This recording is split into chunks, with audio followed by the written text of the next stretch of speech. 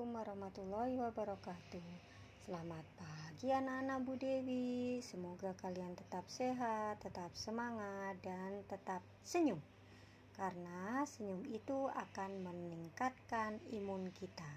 Sebelum belajar, mari kita membaca basmalah dulu. Bismillahirrahmanirrahim. Sekarang kita masih belajar di tema 1, indahnya kebersamaan. Subtema 3, pembelajaran 3. Mari kita belajar bersama. Nah, sebelumnya kamu telah belajar tentang permainan bakyak. Menarik bukan? Kamu sudah mencobanya? Sekarang kita akan belajar permainan engklek. Permainan engklek adalah permainan tradisional dari Indonesia. Permainan tradisional sangat banyak dimainkan oleh anak-anak di Indonesia. Nah, permainan ini merupakan permainan lompat pada bidang datar. Nah, di sekolah, di halaman sekolah, kamu bisa melihat itu ada gambar permainan engklek. Nah, dengan menggunakan bidang datar, kamu bisa bermain ketika nanti sudah tatap muka atau belajar di sekolah. Nah, ini adalah permainan engklek. Peralatannya kamu bisa lihat dan bagaimana cara mainnya. Nah, di sini ada gambar permainan engklek. Tuh, itu ada pola pesawat, ada pola gunung, dan ada pola baling-baling. Nanti kita main bersama ya. Kemudian kita lanjut. Permainan engklek, bangsa Indonesia mempunyai banyak permainan yang diwariskan secara turun-temurun. Nah, ini ada permainan dari suku masyarakat Nias. Di sini ada budaya Fahombo batu atau lompat batu yang biasa dimainkan oleh masyarakat Nias. Nanti bacaannya Bu Dewi share di WA grup ya nak. Nah, di sini kamu disuruh menentukan gagasan pokok dan gagasan pendukung. Siapa yang masih ingat tentang gagasan pokok? Gagasan pokok adalah ide utama dalam suatu bacaan atau paragraf. Biasanya berupa kalimat inti ataupun pokok paragraf. Kemudian, gagasan pendukung adalah gagasan tambahan atau uraian tambahan dari gagasan pokok atau penjabaran dari gagasan pokok.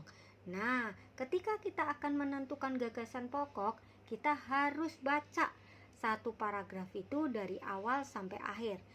Baru kita bisa menentukan mana yang termasuk gagasan pokok dan mana yang termasuk gagasan pendukung. Kemudian nanti kalian mengerjakan di halaman 148 sampai halaman 150. Nah, sekarang sungguh kaya budaya Indonesia. Sebagai anak Indonesia, kita harus bersyukur atas kekayaan ini. Nah, kita bisa mencicipi makanan beragam, bermain mainan tradisional, dan kita bisa mengenal kebiasaan-kebiasaan yang berbeda. Banyak hal yang bisa kita pelajari dari keanekaragaman ini. Nah, pernahkah kamu berteriak? Nah, ketika kamu berteriak, apa yang keluar? Suara atau bunyi. Nah, di sini ada seorang anak yang sedang bermain gendang. Nah, ketika gendang dipukul akan menghasilkan apa? Menghasilkan bunyi. Nah, pemantulan dan penyerapan bunyi. Bunyi bisa dipantulkan. Pemantulan bunyi sebagai contoh ketika kelereng dilempar ke atas dan dia akan membentur tembok ataupun kayu, maka kelereng tersebut akan memantul. Begitu pula dengan bola. Ketika bola itu kita pantulkan ke atas, ke dinding ataupun ke papan, pasti bola itu akan memantul.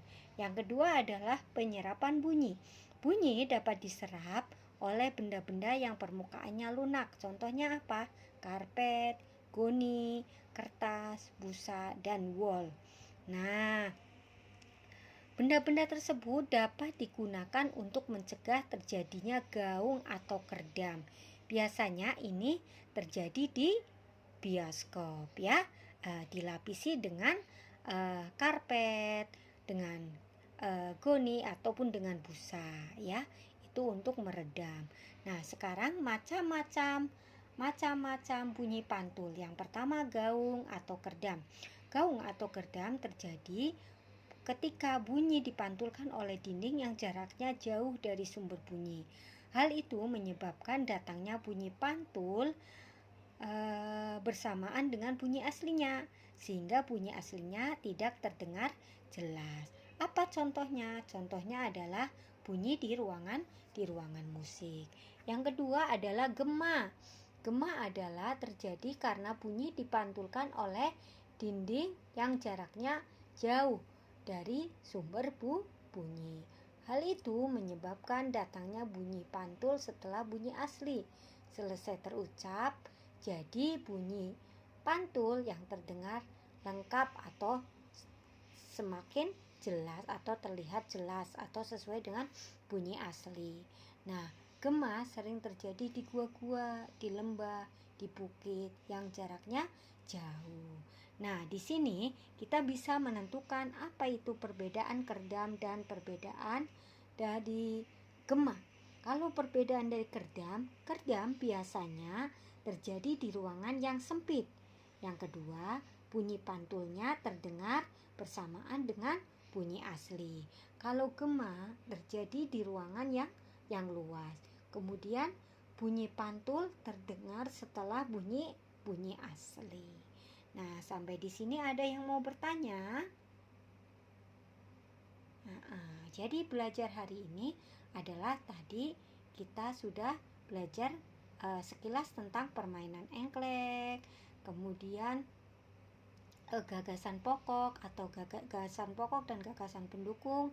Yang ketiga tentang pemantulan dan penyerapan bunyi, serta perbedaan antara kerdam dan gema. Kalau tidak ada pertanyaan, mari kita tutup dengan membaca hamdalah bersama-sama.